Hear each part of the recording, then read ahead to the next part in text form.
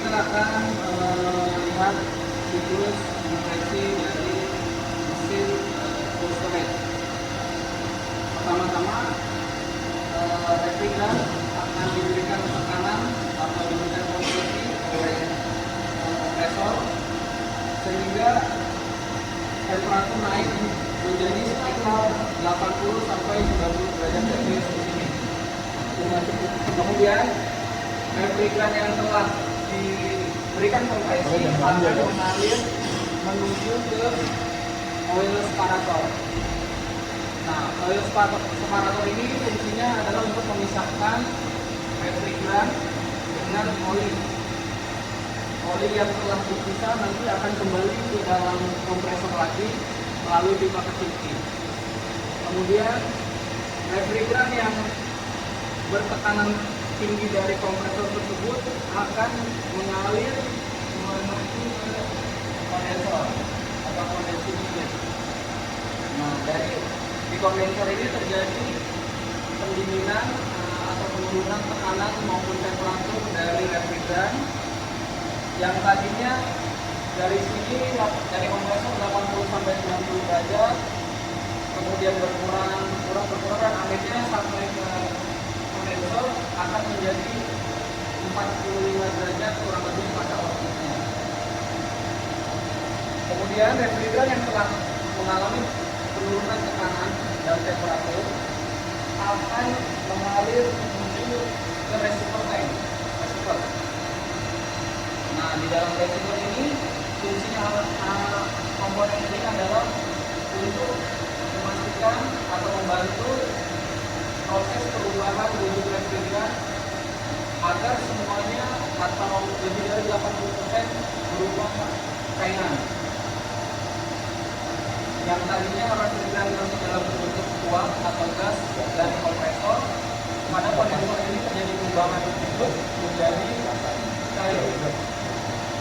Kemudian refrigeran cair yang telah melewati receiver ini akan menuju filter dryer.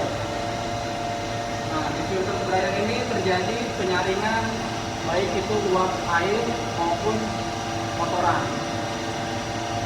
Nah, setelah refrigeran melalui filter dryer akan melalui komponen yang bernama side glass. Side glass ini berfungsi untuk melihat aliran refrigeran yang telah diproses, yang kemudian akan memberitahu kita apakah refrigeran telah menjadi cair atau tidak, atau refrigeran telah berubah fase jadi cair atau tidak. Kemudian setelah dari side glass ini maka akan menuju ke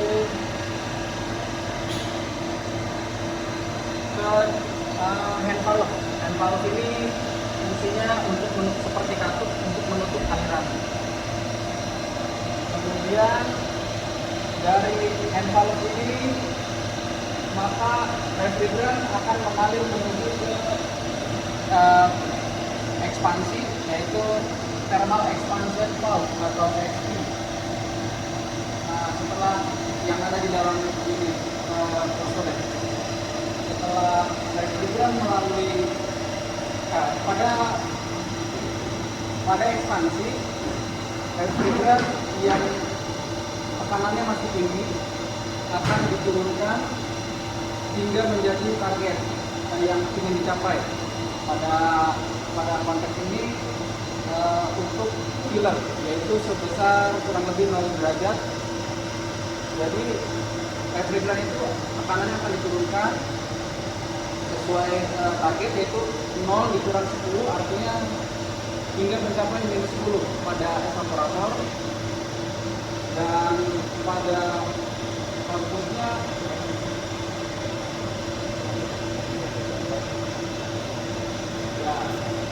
refrigeran akan diturunkan menjadi refrigeran bertekanan rendah dan bertemperatur rendah, dan kemudian akan mengalami perubahan wujud lagi dari yang berbentuk cair menjadi uap atau gas akibat pertemuan dengan udara yang ada di dalam cold storage. maka refrigeran yang tadinya cair menjadi gas atau uap. Kemudian refrigeran yang telah berubah menjadi gas atau uap tersebut akan kembali menuju akumulator, akan mengalami menuju akumulator. Di sini akumulator ini berfungsi untuk membantu atau memastikan bahwa refrigeran yang akan masuk ke dalam kompresor dalam bentuk uap seperti ini. Kemudian setelah itu akan